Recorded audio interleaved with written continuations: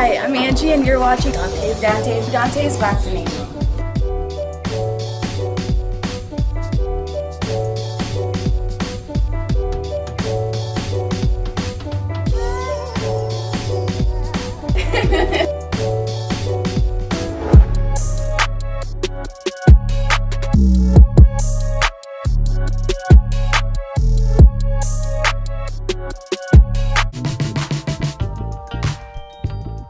Demetrius Andrade came out of nowhere claiming that the fight between him and Jermall Charlo ain't gonna happen. He stated, and I quote, "Ain't gonna happen because Future of Boxing, aka Jermall Charlo, and Ronnie Shields knows Jermall Charlo can't beat me. Report that." End of the quote. Not too long after, the Lion retaliated in Future of Boxing. Jermall Charlo responded by stating, and I quote, "In the lab staying sharp, and these lames keep mentioning my name, but won't do nothing." End of the quote. It's obvious at this point that DAZN seem interested in the fight because they keep pushing for the fight. Matter of fact, I got this news from DAZN themselves. On the other hand, Charlo stated that he's willing to fight Andrade on more than one occasion, and vice versa for Andrade, as y'all just heard him a while ago. So what is the holdup is the million-dollar question. Of course, Andrade is going to blame it on Charlo, and Charlo's going to blame it on Andrade. But is it a network thing? Is it a business thing? We will never know. But one thing we do know is that this fight, if it does get made, it will be a hell of a fight, and it will declare the #1 middleweight. This fight should be a fourth quarter fight. However, since Andrade can't get anybody on DAZN and vice versa for Charlo, then why not fight each other? But it seemed like something is holding this fight back. Charlo told Eddie Hearn contact Al, and Eddie stated that they not interested, and PBC claimed that Eddie Hearn never contacted them. So it seemed like they promoting the fight as we speak, because Andrade have an upcoming fight with his mandatory, I believe, since the 3-headed or 4-headed monsters on DAZN are not interested in facing Andrade. And that includes Gennady Golovkin, Sandra Smith, and Canelo Alvarez. On the other hand, Charlo should be fighting Banks. So we know they're not going to fight each other next. But it's ironic that the fighter on PBC that doesn't have that many options has a better plan lined up for him than the guy on DAZN that has all the options. So Eddie Hearn and DAZN aren't doing their job, because DAZN stay promoting Andrade versus Charlo, a fight that is not going to happen, at least not now. However, they don't apply the same pressure on Billy Joe Saunders, on Canelo Alvarez, on Gennady Golovkin, or Smith. So in other words, Eddie Hearn and DAZN are doing Andrade a disservice by keep promoting a fight between him and Charlo, which is the fight that we all want to see. Don't get me wrong. However, it's the least likely fight to happen next. And DAZN don't have no control over Jermall Charlo. Due to the obvious reason, Charlo is not signed with DAZN. But you know who is signed with DAZN? Munguia, Canelo Alvarez, Gennady Golovkin, Billy Joe Saunders, and Smith. However, DAZN stay applying pressure on the wrong person. I would love to see Eddie Hearn and DAZN apply the same pressure on their own fighters, on their own network, especially after an Andrade fight, instead of focusing on a fighter that's not even on the network. So it's ironic to me that Munguia will call out Charlo, but not Andrade, who fight on DAZN. It's ironic to me that Andrade will step into the ring after Gennady Golovkin fight, and the interviewer that's interviewing Gennady Golovkin wouldn't even acknowledge Andrade. It's ironic to me when the same interviewer interviews Andrade during his post-fight interview, he will ask him about Charlo, but not Gennady Golovkin or Canelo Alvarez, the fighters that's actually on the network, which is DAZN. So I don't understand the deflection that's going on by DAZN and Eddie Hearn, because like I said, if they have Demetrius' best interest, then apply pressure just like y'all applying on Charlo on Gennady Golovkin, on Canelo, on Billy Joe, on Smith, and Munguia. Since those fights are easier to make.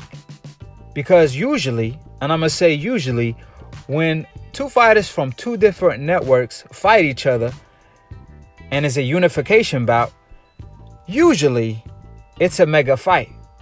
And maybe that's not a mega fight yet, where it's going to take both of the networks to work with each other. So my point is, how about work on a fight that's easier to make instead of feeding the fans delusion on Andrade versus Charlo fight happening next? Because it won't happen from the outside looking in. Unless I'm not informed on a thing or two. But from the outside looking in, the fighters keep calling each other out, but nothing is happening. So like I said, it seemed like someone is not doing their job. So either Eddie Hearn or DAZN need to apply the same pressure they are doing on Charlo on their own actual fighters. And they don't have to disrespect no one. They could do it respectfully. At the end of the day, it's promotion. So promote your own cars. And hopefully Andrade will get a mega fight next. Because they not doing Andrade his true service. They doing him a disservice calling out a fighter they have no control over, when DAZN could have been made in-house fights that they actually have control over. That will make more sense if they give Andrade a Munguia, who's looking for a title shot at 160, instead of chasing delusion. So with that being stated, don't get me wrong.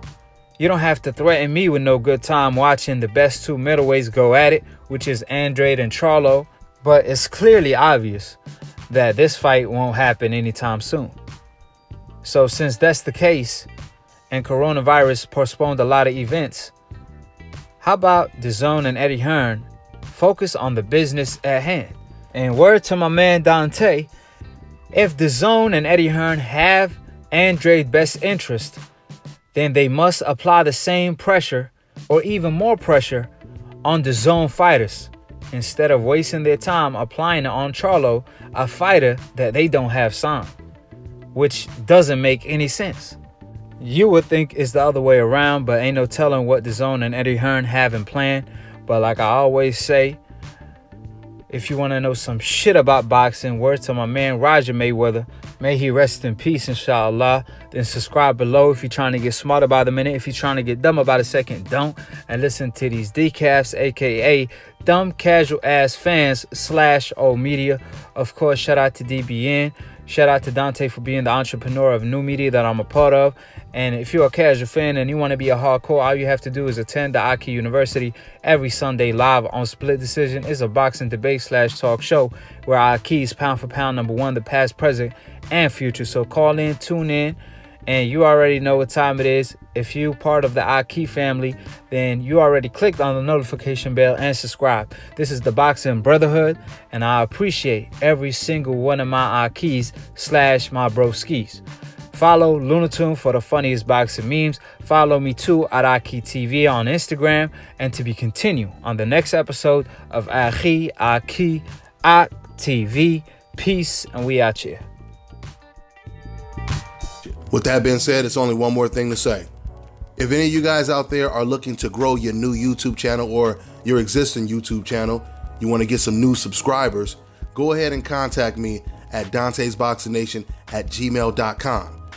If there's a website you want to promote or something you're trying to sell, or you just want to get your name out there, anything it is, contact me at dantesboxingnation@gmail.com. Now, while I'm talking about that, I want you guys to make sure you subscribe to my man's YouTube channel, Nate Drink One. He has a great new YouTube channel.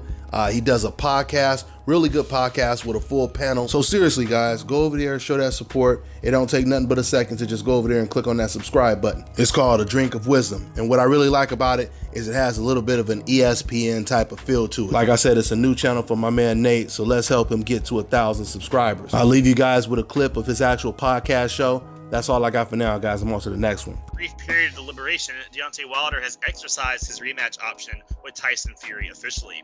The fight is scheduled to take place July 18th at the MGM Grand Garden Arena in Las Vegas. The decision came just days after his loss, with with Wilder seemingly thinking bad luck and circumstance had played a role in his loss last time. Fury will take the rematch, and it may be one of the last fights we see the Gypsy King in. So, Drake, let's start with you, man. Is Wilder making a mistake by taking this rematch with Fury this soon? Before I get to the answer of that question, two things I want to hit on about that first and second match. It's been brought out that the Nevada Commission, PBC, Top Rank, they're waiting on a B sample from Tyson Fury from the second fight. Evidently, something was wrong with his A sample, so they have to confirm it with the B sample. If what's being said is true, then we're talking a whole nother scenario here.